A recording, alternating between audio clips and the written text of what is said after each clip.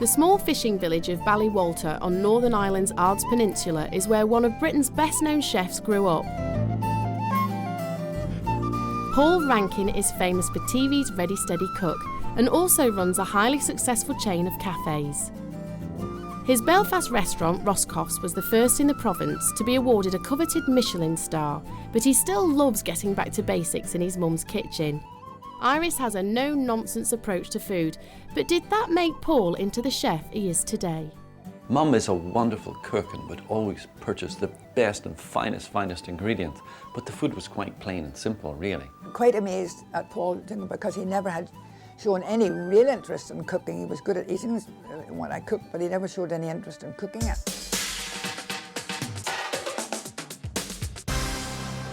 Paul Rankin was born in Glasgow in 1960. Iris and Hugh moved the family back to Ballywalter to take over the village hardware store. Paul and his brothers Maurice and Colin used the streets and harbour as a magical playground. Mum has her own memories of the young Rankins' childhood.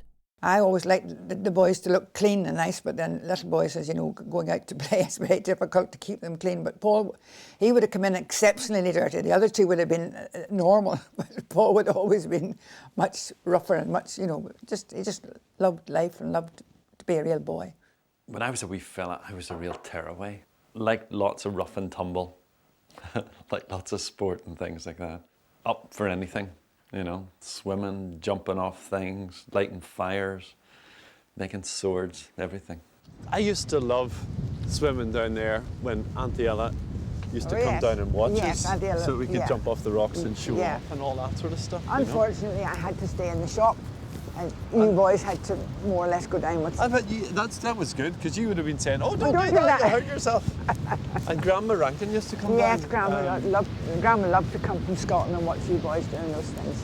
And you mind all the times I was down there catching crabs? Yeah. But I can remember once Colin bringing crab in a bucket, and Maurice went out and he lifted a crab, and it bit him, you know. And he screamed. And no wonder, it's sore when a crab bites you. And I had a tea towel in my hand, and I'm going to go, whoa, swiping the crab off with the tea towel. I know. And he was screaming his head off. Oh dear.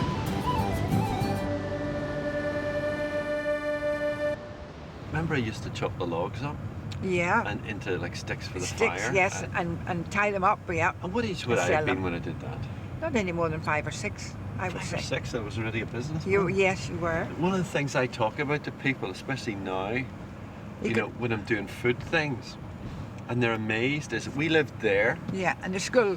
And the school's up here. You could have fallen out of bed. And so, you know, I tell people that for lunch I used to come home. Yes. And Mum would have a great big bowl of steaming champ waiting for me. So I'd walk down here. That's right. Just come home and champ in a big glass of milk. And you'd be back. And then I'd go back up to school. Yes, in 15, 20 minutes. Yeah, absolutely. Yeah.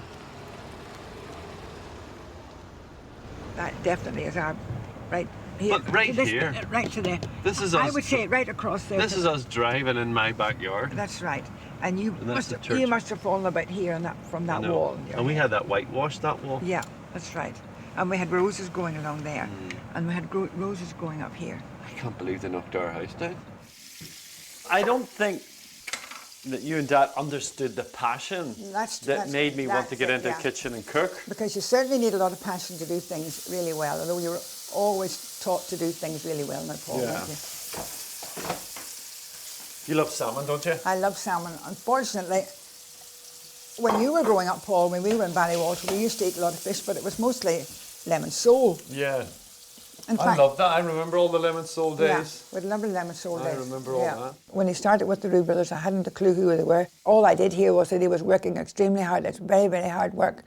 And in fact, when he had come home, you'd see by his hands that, you know, it was pretty rough. I had so many little nicks and cuts on my fingers, and they used to call me Slasher.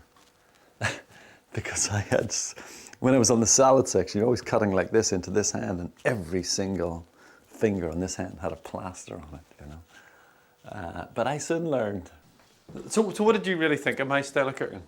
Well, I thought it was a picture on a plate, but it was very good food, beautifully cooked and beautifully presented.